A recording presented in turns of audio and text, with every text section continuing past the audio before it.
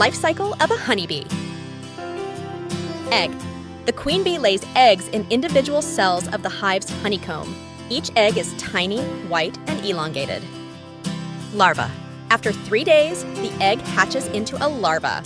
Worker bees feed the larva. The larval stage lasts about 6 days. During this time, the larva grows rapidly, shedding its skin several times. Pupa. The larva spins a cocoon around itself and enters the pupal stage. The cell is capped with wax by worker bees.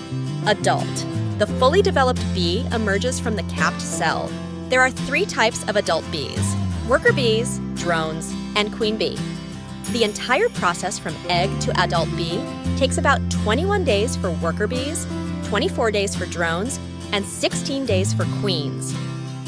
Thank you for watching. Please like, share, and subscribe.